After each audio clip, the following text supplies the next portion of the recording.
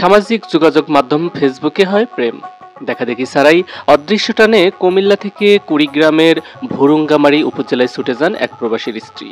সেখানে গিয়ে দেখতে পান প্রেমিক প্রতিবন্ধী নবম শ্রেণীর ছাত্র। পরে ওই প্রবাসীর স্ত্রীকে তার বাবার কাছে হস্তান্তর করে পুলিশ।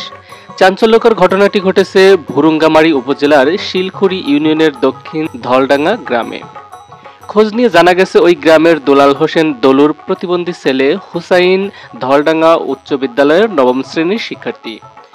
কুমিল্লার লাকসাম এলাকার প্রবাসীর স্ত্রীর সঙ্গে তার ফেসবুকে পরিচয় হয়। পরিচয়ের এক পর্যায়ে তাদের মধ্যে প্রেমের সম্পর্ক গড়ে ওঠে। পরে বিয়ের দাবিতে প্রেমিক হুসাইনের বাড়িতে এসে ওঠেন। প্রেমিকের বাড়িতে এসে উঠে দেখেন প্রেমিক প্রতিবন্ধী ও অপ্রাপ্ত বয়স্ক। এদিকে প্রেমিকা বিয়েতে রাজি না হলেও প্রেমিক বিয়ে করার জন্য চাপ দিচ্ছিলেন। পরে প্রেমিকা এলাকাবাসীর সহযোগিতায় উপজেলা নির্বাহী অফিসারকে ফোন করে।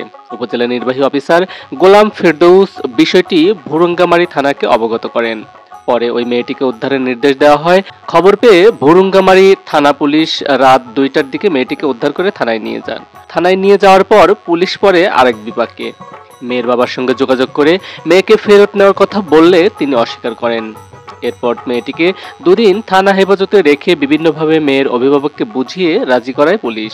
সংশ্লিষ্ট ইউপি মেম্বার নজরুল ইসলাম জানান, ছেলেটি শারীরিকভাবে প্রতিবন্ধী, তার একটি চোখের সমস্যা রয়েছে। মেয়েটি বিবাহিত এবং তার স্বামী বিদেশ থাকে বলে জানিয়েছেন। উপজেলা নির্বাহী অফিসার গোলাম ফেরদৌস ঘটনার সত্যতা নিশ্চিত করেছেন।